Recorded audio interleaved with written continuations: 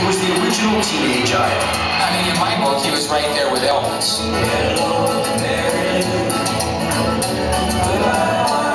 In the golden age of rock and roll, Elvis was the king, but Little Ricky was Prince Charming. He has a great voice, a really sweet voice. I'm a traveling man, made a lot of stops. Rick Nelson had a TV show, good looks, a great band, and a 7-year reign at the top of the charts. He was the person that Life magazine coined the phrase teen idol to describe. Then the British invasion and network cancellation dealt Rick a double blow. When the whole world put you down, Critics counted him out, but Rick kept rocking. you just can't quit. Rick always said that life is a series of comebacks. I went to a garden party. 15 years after his first hit, he wrote a new chapter to his legend. They just started booing, and I thought, yeah, I gotta get out of here. They didn't accept him, so he wrote a song and he kicked their butts.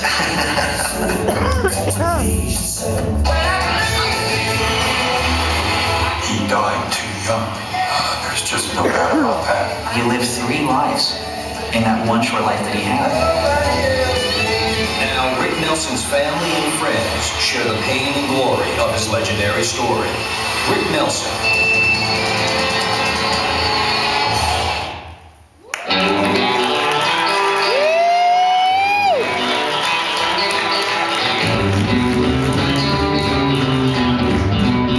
Anybody home? How you doing, everybody?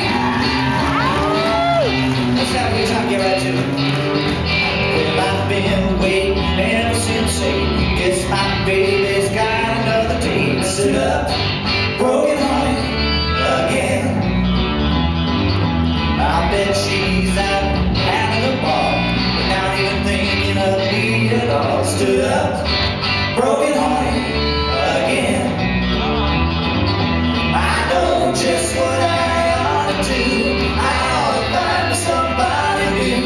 Baby, I couldn't forget about you. Stood up, broken hearted again. Here goes Gunnar now.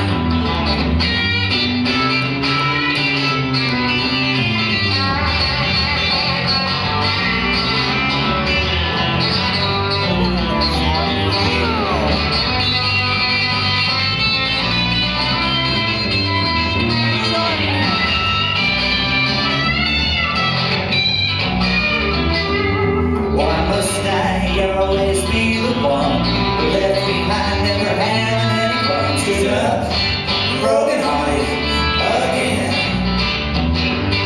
Well, I guess I'll go on being a fool, sitting around looking for you. Stood up, broken hearted again.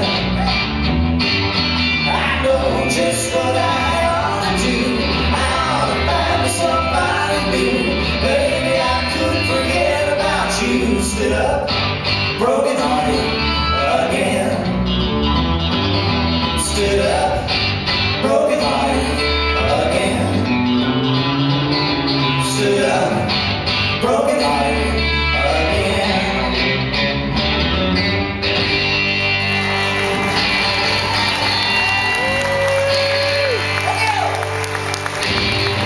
Yeah! Welcome, everybody. Welcome to our show. I gotta start right from the beginning. How many people know our grandparents, Ozzy and Harriet, in the audience? A few? We have some Ricky Nelson fans in the crowd, right? Oh yeah! And I know the answer in the front row. How many people remember the two of us when we looked like hot Swedish chicks? Oh yeah! I always see some familiar faces in the crowd. This is really nice. Well, okay. For those folks that aren't familiar with the two of us, well, first of all, let's start from the beginning. We'd like to introduce the band. It's just us tonight. I think we can handle this. Although Gunner's been wanting to go solo for years. Half Nelson, perfect. For those people that don't know the two of us, we actually have spent a few years making our own music. We sold a few million records with our own songs, and actually had a great time. We're still doing it. And this show came together because we had a lot of people like you that were fans of our dad's and basically begged us to play some of his songs live. And we thought, if we're going to do it, what can we do that's a little bit different? we figure that our dad was the most televised rock star in history, right? 435 episodes of the world's greatest home movies, The Adventures of Ozzie and Harriet.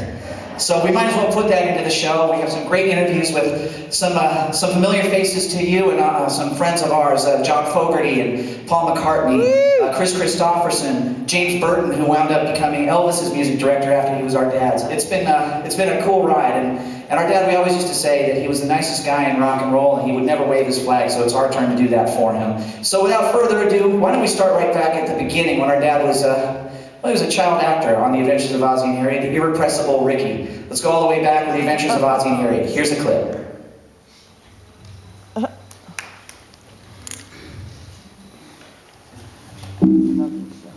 Uh-oh, someone screwed up the computer.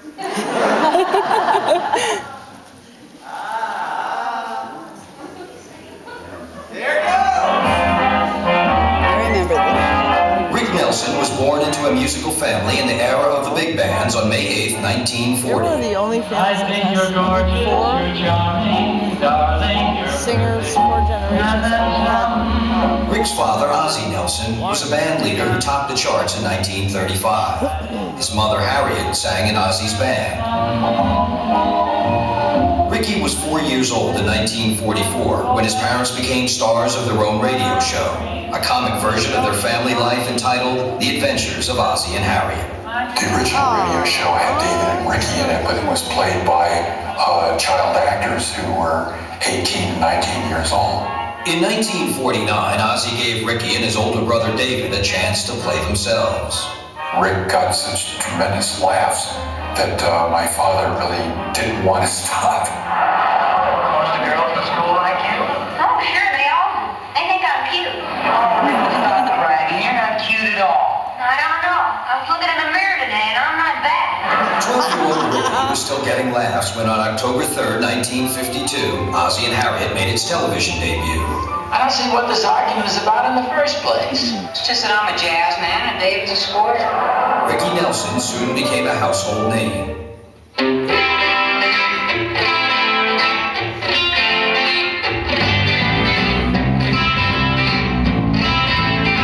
Here's the #1 song from back in 1958. It's called Poor Little Fool. I used to play around with hearts racing at my car. But when I met that little girl, I knew that I would fall. Poor little fool. Oh yeah. I was a fool. Poor little fool. I was a fool. Oh yeah. She told me how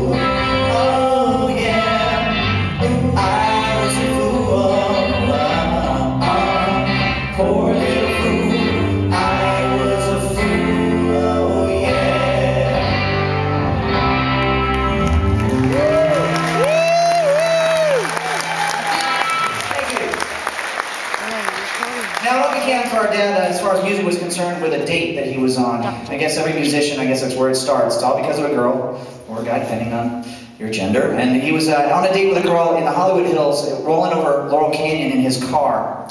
And an Elvis Presley song came on the radio. And the girl that he was with, her name was Arlene, basically started swooning and forgot he was alive. He wasn't used to that, you know, he was a big television star. So in order to save the day, he said the first thing that came to his mind, which was, I'm gonna cut a record. And she laughed at him like it was the funniest thing she'd ever heard. Oh, Ricky, you can't sing. So he thought, all right, I'm gonna make this one record to hand to her at school. I guess she was a grade older than him. He was a junior or whatever at Hollywood High, she was a senior. And the thing was, he didn't have a whole lot that was just his own. The Ozzy and Harry show had been running for, I think, at that point, 6 or 7 years on television, 2 years before that on radio. And our grandfather Ozzy, and it's Ozzy Nelson, not Osbourne, the real TV dad, the first one. He wrote, produced, edited, starred, and directed in all 435 episodes of the show. So you could imagine, he was kind of pulling from his own personal experiences, a little short on material that far into the run. And so you couldn't do anything around it, he'd write it into an episode. And the song was playing out of our dad's bedroom, and our grandfather heard it, and walked in and said, hey Rick, what is this? This is really good. And he thought about it. Do I tell him? So he said, okay, I will. He said, it's me, Pop. He goes, wow, what a great idea. Let's write it into a show. And they did. It was called Ricky the Drummer. It aired in 1957. And wouldn't you know it, Ozzy was smart enough. He was a band leader. He also had a law degree from Rutgers and still holds a record as the world's youngest Eagle